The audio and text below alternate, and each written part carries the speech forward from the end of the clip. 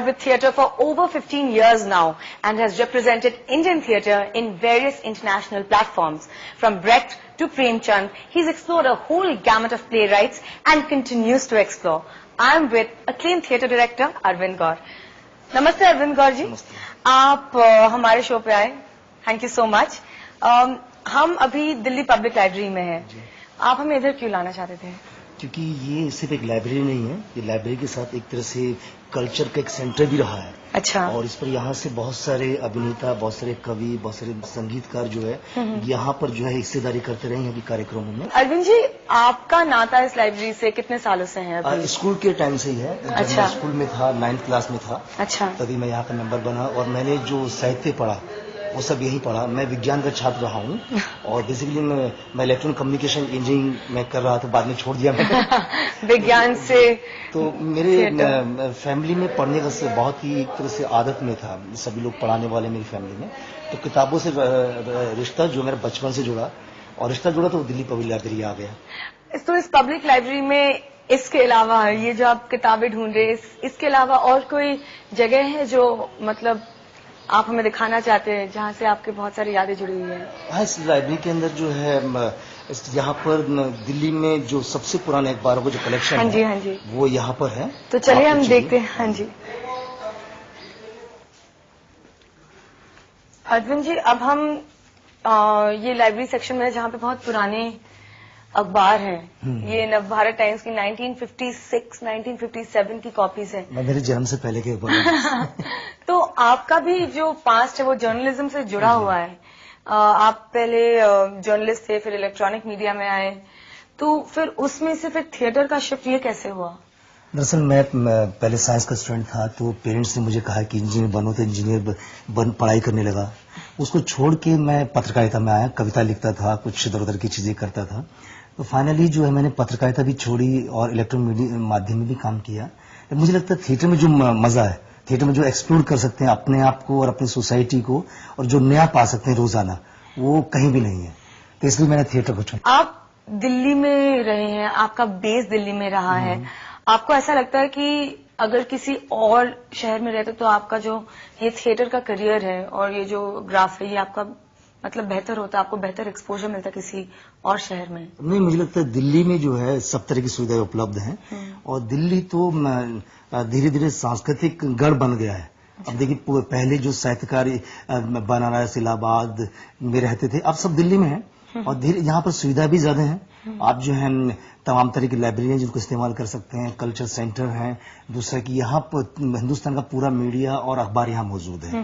Theatre को मद्देनजर रखते हुए कि जो थिएटर कल्चर है दिल्ली का, आपको लगता है कि वो किसी अगर कोई थिएटर में आना चाहता है, हाँ, तो दिल्ली एक प्लेटफॉर्म देती है या कोई और शहर आपको लगता है कि बेटर रहेगा? दिल्ली प्लेटफॉर्म देती है। अभी क्या है कि लोग एक्टर सीधे अपने शहर से बम्बई नहीं जाते हैं, उनके लिए बीच में रास्ता जगह दिल्ली है। दिल्ली एक है, दिल्ली आते हैं, दिल्ली में थिएटर करते हैं, सीखते हैं, फिर जाते हैं। मुझे लगता है दिल्ली का जो थिएटर है पिछले 15-20 सालों में बहुत तेजी से उसमें चेंज हुआ है और वो थिएटर अब एक तरह से एक्सप्लोर हो रहा है, खासतौर यंग जनरेशन उसमें जो शामिल हो रहा है, उससे जो थिएटर में एक नई एनर्जी है।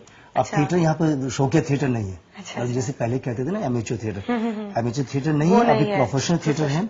बल्कि कहा जाए कि हिंदुस्तान भर में सबसे ज्यादा अच्छी ट्रेनिंग थिएटर की जो है दिल्ली में है। Well, there's one more place in the library which is very close to Arvind ji's heart, and let's go and see what it is.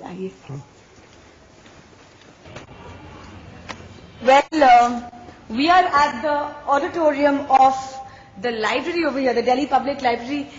Arvind ji, आपका इस ऑडिटोरियम से क्या अटैचमेंट है? ये इतना महत्वपूर्ण क्यों है आपकी जिंदगी में? मैंने जब पहली बार प्रोफेशनल थिएटर शुरू किया था तो पहला नाटक यहीं पर किया था, मतलब बतौर एक्टर किया था। आज मैं डायरेक्टर हूँ, लेकिन मैंने यहाँ पर बादल सरकार का नाटक जुलूस जो है यहीं पर किया था और यहीं पर सीढ़ियों से मेरी एंट्री थी और ये स्टेज जो है, इसलिए मेरी यादों में ये स्टेज बहुत ज्यादा है। कुछ ही दिनों पहले हमारे शहर में थिएटर अवार्ड्स हुए थे जी, तो आपको क्या लगता है कि ऐसे जो पुरस्कार हैं, ये ऐसे अवार्ड्स और फंक्शंस थिएटर में मतलब अच्छा है या लगता है कि लिमिट करता है थिएटर को कुछ जज करना? आपके क्या विचार है इस पे? इसमें दोनों तरह की बातें हैं, लेकिन जैसा मैं हमेशा कहता हूं, जैसे मैं दिल्ली विश्वविद्यालय के कैंपस एरिया में काफी काम करता हूं, तो वहां भी मेरा यही रहता है कि आप जो है सिर्फ पुरस्कार के लिए या प्राइज के लिए ही मत लड़िए।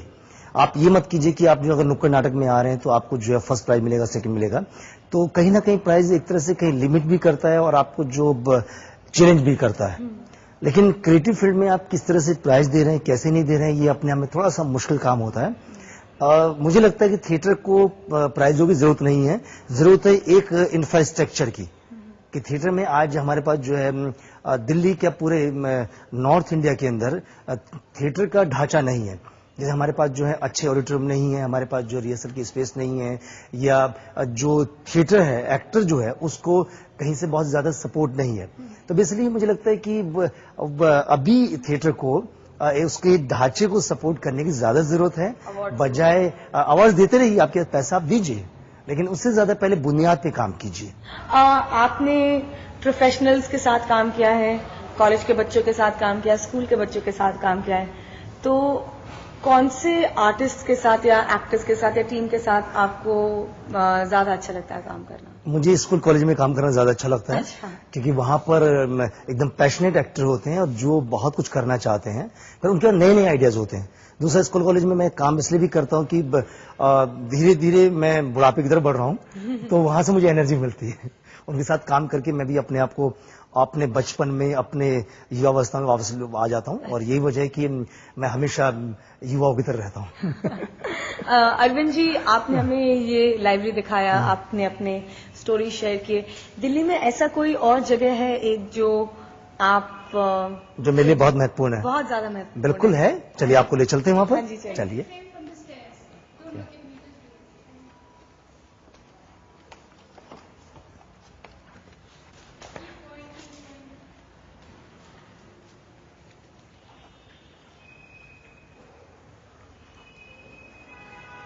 एक समय था बिल्कुल जगह नहीं मिलती थी, लोग बाहर खड़े होते थे देखने के लिए। यहाँ पर क्योंकि बहुत सारे आज पूरा दिल्ली का जो कल्चर था ना, वो बहुत जुड़ा हुआ था। लेकिन अभी वो मेरी बात हो रही थी सुबह इन लोगों से, पहले जैसा माहौल नहीं रहा है।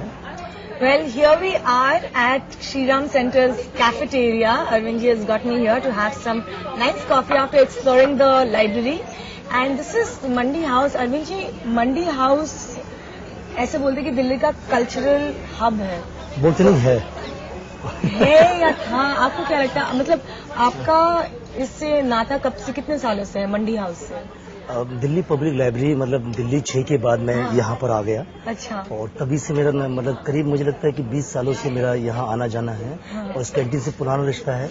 और यहाँ पर मैंने बहुत सारी मतलब बैठ के बहुत सारी अड्डेबाजी की है, बहसें की है, नाटकों बातें की हैं, बहुत कुछ सीखा है। बेसिकली ये जो कैंटीन एक तरह से मेरे लिए ट्रेनिंग ग्राउंड भी रहा है। मैंने कोई अलग कहीं से ट्रेनिंग नहीं लिया थिएटर का, लेकिन यहीं पर अपने सीनियर एक्टरों से, अभिनेताओं से और तमाम तरह के अलग अलग लोग जो यहाँ पर आते हैं, उनको देखकर, उनसे बातें करके, बहसें करके काफी कुछ सीखा। आप अपने थिएटर ग्रुप के बारे में हमें कुछ बताइए। अस्मिता, जो आपने थिएटर ग्रुप बनाया अपना, ये कितने सालों से है और आप ज्यादातर सोशियो पॉलिटिकल इश्यूज से डील करते हैं, तो आपने इसी टॉपिक को क्यों चूज किया? आपने एंटरटेनमेंट थिएटर क्यों नहीं किया, मतलब अपने ग्रुप के साथ? जब मैं शुरुआत में थिएटर जुड़ा था तो मुझे तभी से लगता था कि थिएटर का एक जो है मतलब हमारे सामाजिक राजनीतिक जीवन में है, और थिएटर एक ऐसा माध्यम है जिससे हम लोगों को अवेयर कर सकते हैं।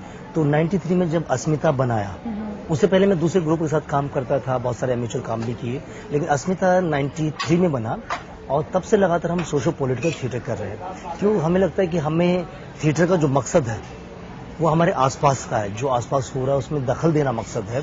और सबसे बड़ी बात है पहले अपने आप को अवेयर करना है। अगर एक्टर अपने आप में अवेयर है कि उसके आसपास क्या हो रहा है, तो दूसरे के साथ वो डिबेट कर सकता है, उस कैरेक्टर्स को कम्युनिकेट कर सकता है। तो अस्मिता ने इसलिए राजनीतिक सामाजिक नाटक चुने क्योंकि उसकी जरूरत है। हिंदुस्तान में जो थिएटर है, हमारा जो समाज पूरा बदलाव के दौर में है, वहाँ सवाल खड़े करने की ज्यादा जरूरत है। तो उसकी दिक्कतें भी हुई हमारे को, मतलब पॉलिटिकल थिएटर करने में दिक्कतें भी हुई हैं। और जैसे एक नाटक तो पूरा बैन कर दिया गया था और उसकी वजह से 1.5 साल तक दिल्ली में हमको कोई ऑडिटोरियम भी नहीं मिला था। तो ऐसी भी घटनाएं हुई, कई बार धमकियां मिली, कई बार हर तरह की चीजें हुई। लेकिन मुझे लगता है कि जब आप सही काम कर रहे हैं तो कहीं ना कहीं लोग आपके साथ होते हैं, आपके ईमानदारी होती है, और इसलिए इस तरह का थिएटर हमने चुना जो युवाओं का थिएटर है और ये हमारे आसपास के सवालों से जुड़ा थिएटर है। आपको लगता है कि जो दर्शक हैं वैसे सामाजिक थिएटर देखना चाहते हैं, या आजकल जैसे कि इतना टीवी और फिल्म्स का कल्चर इतना बढ़ गया है, तो सामाजिक विषय पे जो थिएटर बनती है उसमें आपको दर्शक मिलते हैं आजकल? हमारे एक नाटक कोर्ट मार्शल और उसके 450 से ज्यादा शोज हो चुके हैं पिछले 12 सालों में। तो मुझे लगता है इससे बड़ा कोई उदाहरण नहीं है कि लोग देखना चाहते हैं। अभी हमने किया था अनसुनी नाटक किया था, और अनसुनी भी जो पूरी तरह से सामाजिक राजनीतिक सवालों पर आधारित है, उसमें हमको दर्शक मिलते हैं। महेश दत्तानी का फाइनल सोल्यूशन जैसा गंभीर नाटक है, या कोई भी नाटक जो इस तरह के विषय से जुड़ा हुआ है, उसके दर्शक मिलते हैं। अगर उसमें ईमानदारी तो लोग मिलेंगे आपको। तो मुझे नहीं लगता कि हम आमतौर से दर्शक के बारे में राय बना देते हैं कि दर्शक ऐसा नाटक पसंद करता है, वैसा नाटक पसंद करता है, जो कि सही नहीं है।